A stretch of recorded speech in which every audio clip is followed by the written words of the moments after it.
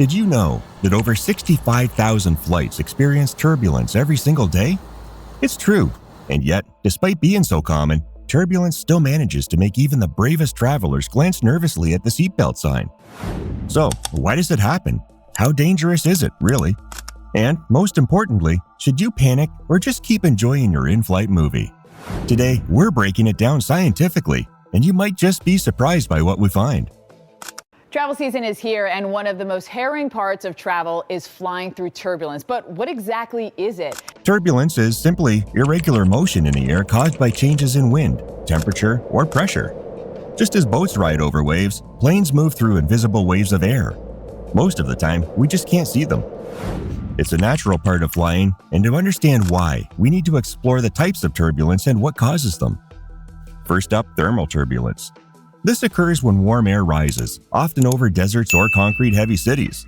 Hot air loves to party. It moves up and cools as it rises, creating pockets of bumpy air.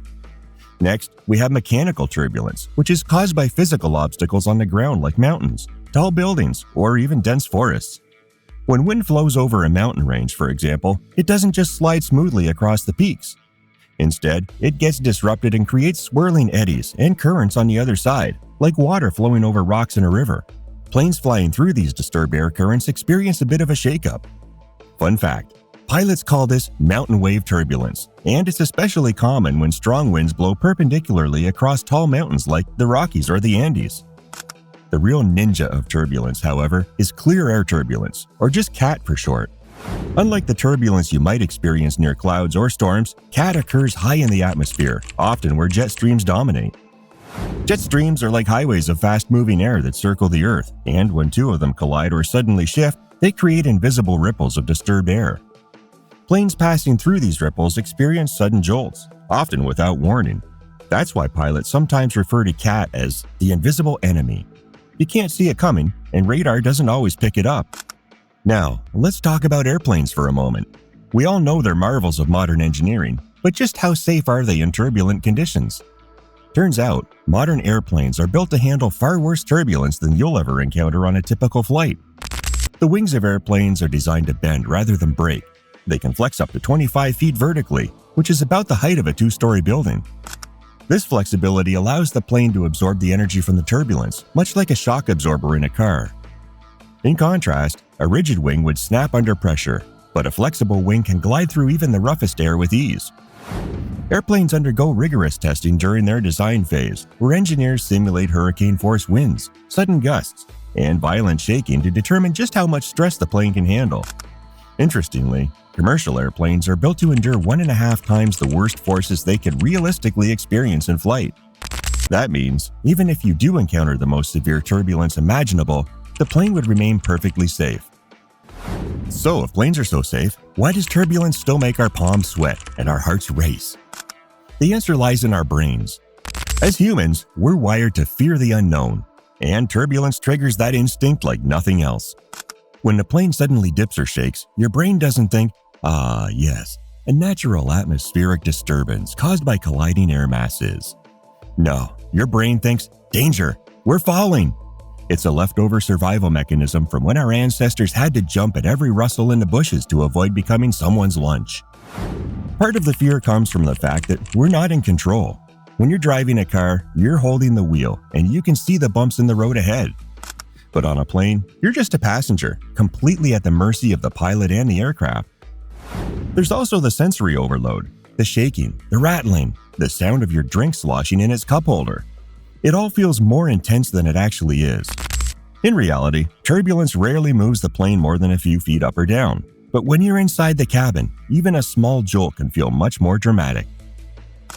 Okay, we've all seen the sensational headlines.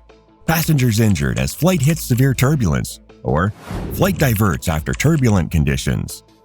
It's easy to assume that turbulence is some kind of rogue monster threatening every flight's safety, but the actual risk of turbulence causing serious problems is so low, it's almost negligible.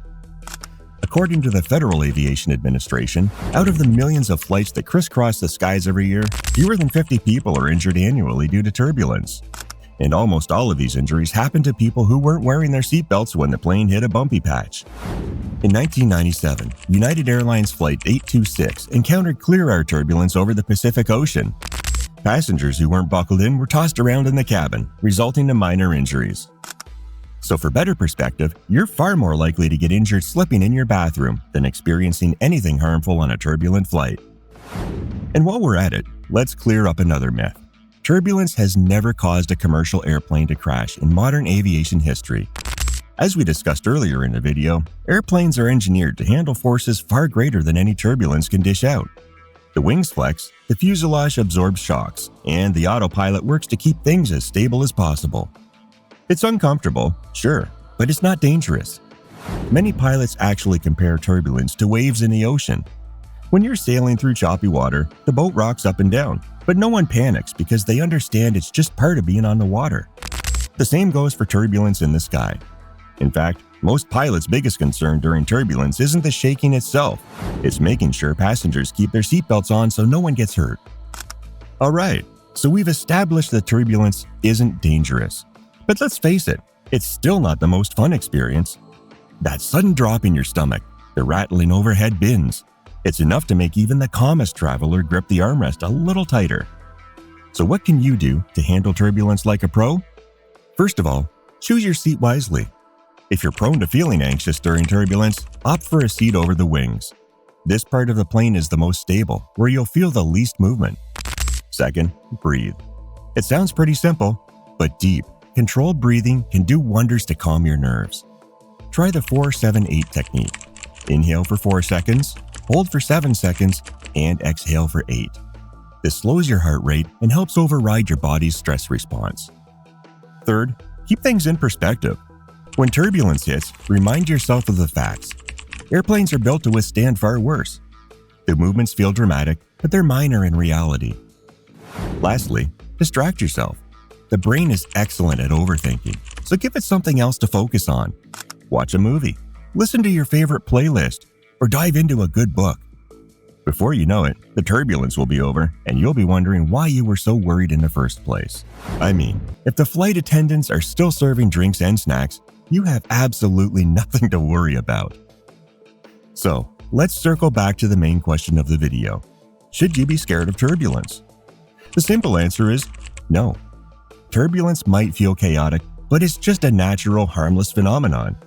Planes are designed to handle it, pilots are trained to anticipate and navigate it, and injuries are extremely rare, especially if you follow the basic rule of keeping your seatbelt on. What really matters is perspective. The plane isn't falling, it's just adjusting to the air around it. The pilots and crew aren't panicking. They're probably more concerned about whether they'll still have time to grab lunch after landing. And the plane itself, it's built to handle far worse. And that's a wrap. Looking ahead, airlines are investing in better radar systems that predict turbulence earlier, and AI may soon help planes reroute to avoid the roughest air. Emerging aircraft designs are also aiming to reduce the impact of turbulence altogether. But what about you? Does turbulence make you nervous, or are you a pro at staying calm? Drop your thoughts below. Before you go, don't forget to check out my recent video, 5 plane crashes that changed aviation forever. Keep flying high with us. Hit subscribe, ring the bell, and be ready for more stories that defy the skies.